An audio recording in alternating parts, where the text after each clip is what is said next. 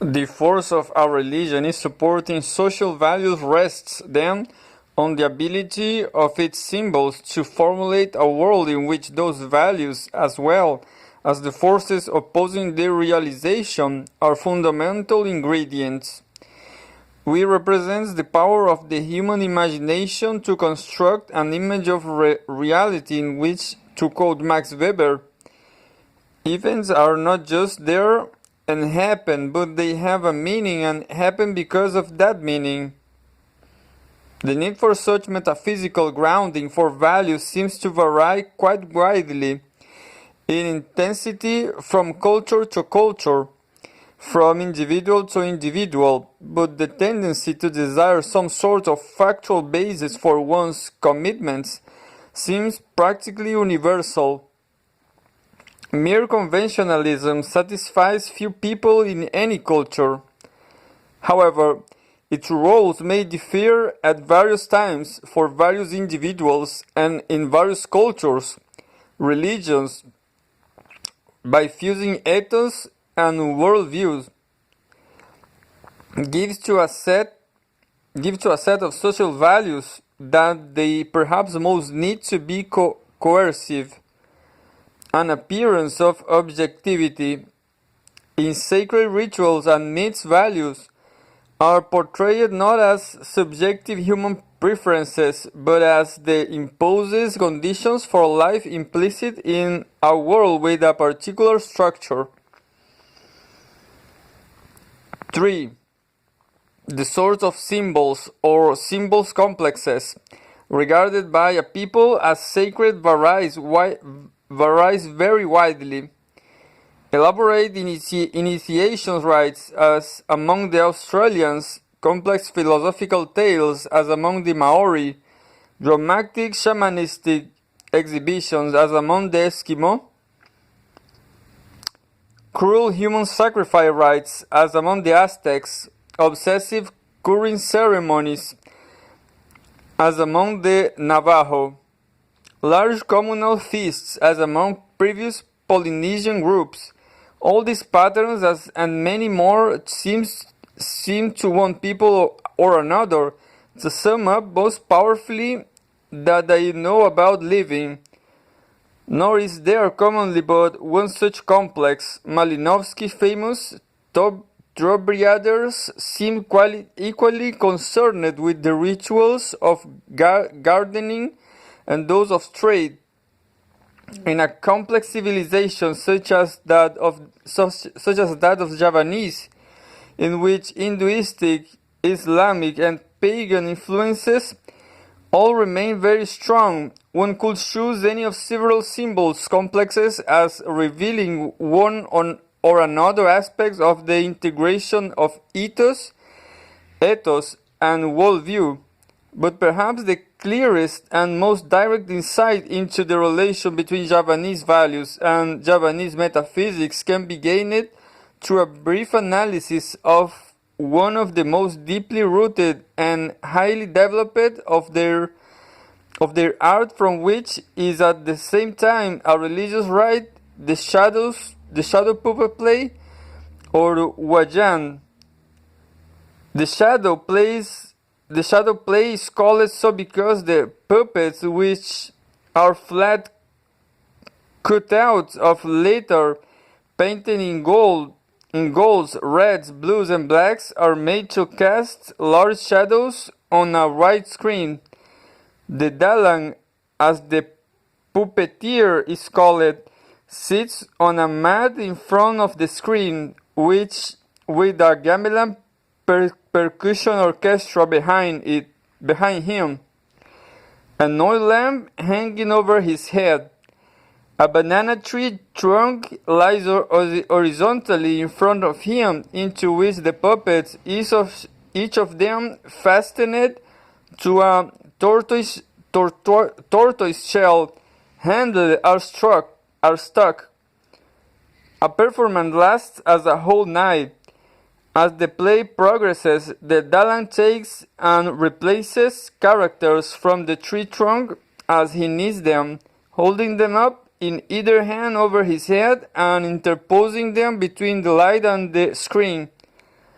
From the Dalang side of the screen, where traditionally only the men were permitted to sit, one sees the puppets themselves, the shadows rising up dominant on the screen behind them. From the reverse side of the screen, where the woman and the children sit, one sees their shadows only. The stories dramatized are mostly episodes taken from the Indian epic Mahabharata, somewhat accepted and placed in a Javanese setting. Stories from the Ramayana are sometimes dramatized, but they are less popular. In this cycle, there are three major groups of characters. First, there are the gods and goddesses, headed by Shiva and his wife Durga. As in the Greek epics, the gods are far from uniformly righteous, are marked by human frailties and human passions, and seem particularly interested in the thing of this world. Second, there are the kings and nobles, who are in theory the ancestors of the present-day Javanese. The two most important groups of these nobles are the Pendewas and the Korawas. The Pendawas are the famous five hero brothers Yudhishthira, Bhima, Arjuna, and the identical twins Nakula and Sadewa, who are usually accompanied as a general advisor and protector by Krishna, an incarnation of Vishnu.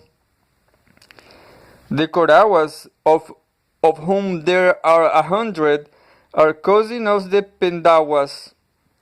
They have usurped the kingdom of Ngastina from them, and it is the struggle over this disputed country which provides the major theme of the Vahan, a struggle which culminates in the great Bratahuda War of Kinsmen, as related in the Bhagavad Gita, in which the Korawas are defeated by the Pendawas. And third, there are those Javanese additions in the original Hindu cast of characters, the great low clowns, Simar, Petruk, and Gareng, constant companions of the Pendawas, at once their servants and their protectors. Semar, the father of the other two, is actually a god in all human form, a brother to Shiva, king of the gods, the guardian spirit of all Javanese from their first appearance until the end of time. This gross and clumsy fool is perhaps the most important figure in the whole Vajan mythology. The types of action characteristic of the Vahan also are three. Three are the Tolkien episodes in which two groups of opposed nobles confront one another and discuss. The Dalang imitates all the voices, the issues between them. There are the fighting episodes in which diplomacy having failed, the two groups of noble fight. The Dalang knocks the puppet together and kicks a clapper with his foot to symbolize the sounds of war. And there are the slapstick comic scene in which the clowns mock the nobles, each other, and in the Dalang is clever. Members of the audience of the local powers that be, generally the three sorts of episodes and differentially distributed over the course of the evening. The declamatory scenes are mostly toward the beginning, the comic ones toward the middle, and the war towards the end. From 9 until midnight, the political leaders of the various kingdoms confront one another and state the framework of the story. Vahan hero wishes to marry the daughter of a neighboring king, A subjugated country wants its freedom or whatever. From midnight until 3 o'clock or so difficulties of some sort setting, someone else is beginning from the daughter's hand, is biting for the daughter's hand. The imperialistic country refuses freedom to its colony. And finally, these difficulties are resolved in the last section, ending at down inevitably by a war in which the heroes triumph. An action followed by a brief celebration of the accomplished marriage of the achieved freedom. Western educated Javanese intellectuals often compare the Wahan to a sonata. It opens with the exposition of a theme, follows with a development and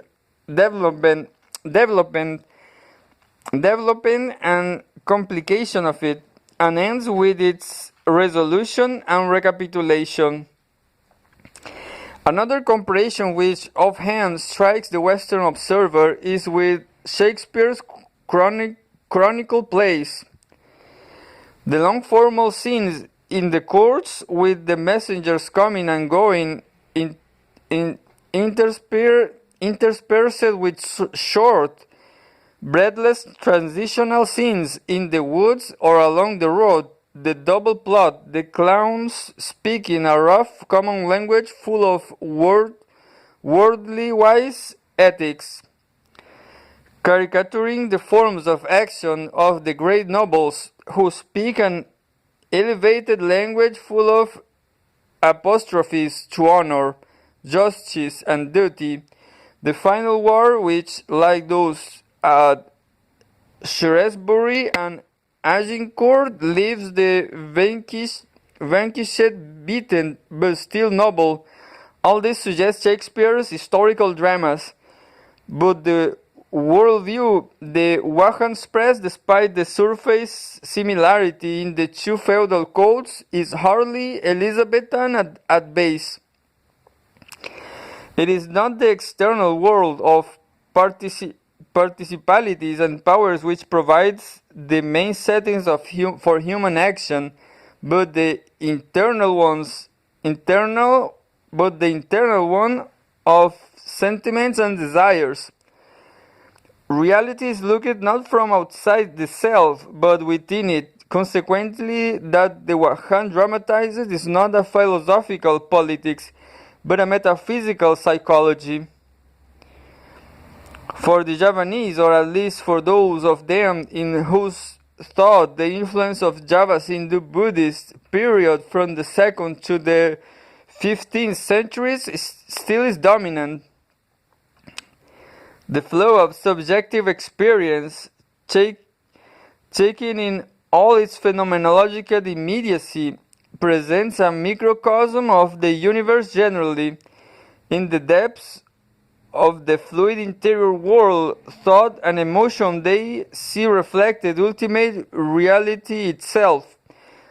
This is hard looking for sort of worldview is best expressed in a concept of the Javanese have also borrowed from India and also peculiarly reinterpreted rasa. Rasa has two primary meanings, feeling and meaning. As feeling, it is one of the traditional Javanese five senses: seeing, hearing, talking, smelling, and feeling. And it includes with itself three aspects of feeling that our view of the five senses separates: taste of the tongue, touch on the body, and emotional feeling within the heart, like sadness and happiness. The taste of a banana, it is rasa. A hunch is a rasa. A pain is a rasa, and so is a passion. As meaning, rasa is applied to the words in a letter, in a poem, or even in common speech to indicate the between the lines type of indirection and elusive suggestion that is so important in Javanese communication and social intercourse. And it is given the same application to behavioral acts generally, to indicate the implicit import, the connotative feeling of dance, movements, polite gestures, and so forth. But in this second semantic sense, it also means ultimate significance, the deepest meaning at which one arrives by dint of mystical effort, and whose clarification resolves all the ambiguities of mundane existence. Rasa say one of my most articulate informants is the same as life. Whatever lives has rasa, and whatever has rasa lives. To translate such a sentence, one could only render it twice: whatever lives feels, and whatever feels lives, or whatever lives has meaning, and whatever has meaning lives. By taking rasa to mean both feelings and meaning, the more speculative inclined among the Javanese have been able to develop a highly sophisticated phenomenological analysis of subjective experience to which everything else can be tied. Because fundamentally feeling and meaning are one, and therefore the ultimate religious experience taken subjectively is also the ultimate religious truth taken objectively. An empirical analysis of inward perception yields at the same time a metaphysical analysis of outward reality.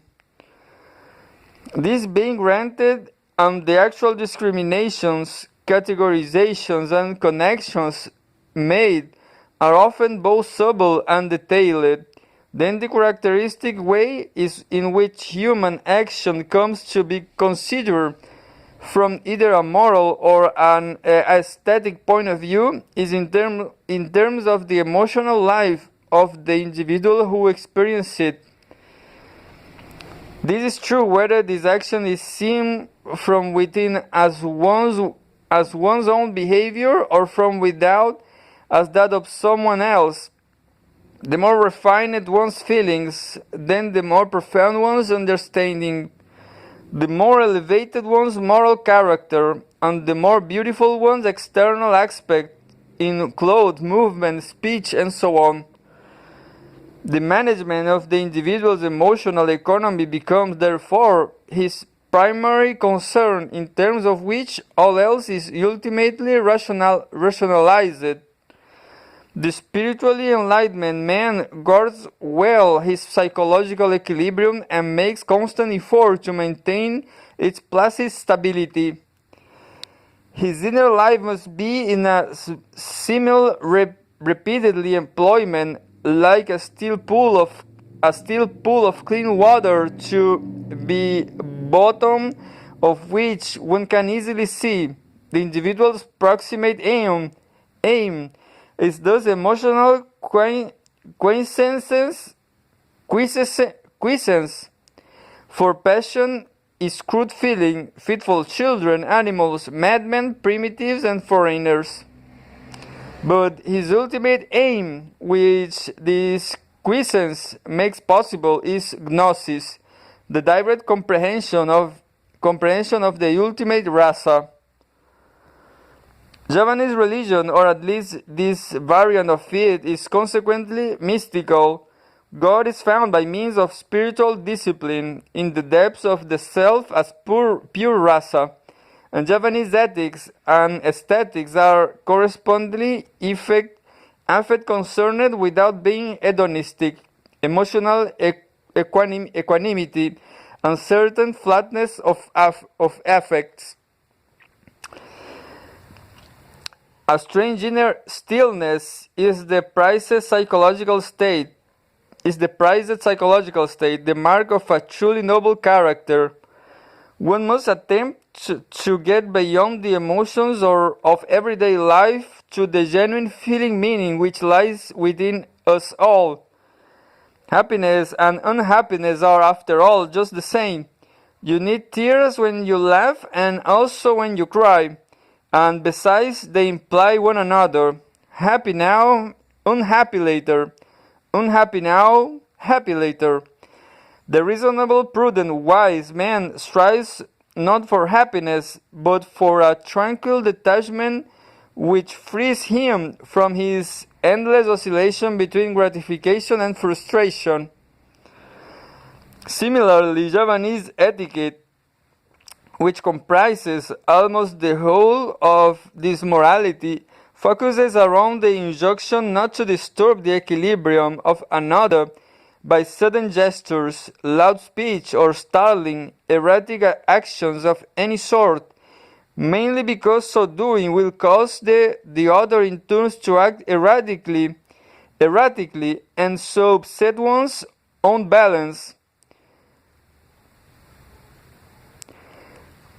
On the worldview side, there are yoga-like mystical techniques, meditation, staring at candles, repeating set words or phrases, and highly involved speculative theories of the emotions and their relations to sickness, natural objects, social institutions, and so on. On the ethos side, there is a moral stress on subdued dress, speech and gesture, on refined sensitivity to small changes in the emotional state both of oneself and of others, and on the stable, highly regularized predictability of behavior. If you start off north, go north. A Javanese proverb says, "Don't turn east, west, or south." Both religion and ethics, both mysticism and politis, thus point to the same end, detached tranquility, which is proof against disturbance from either within or without.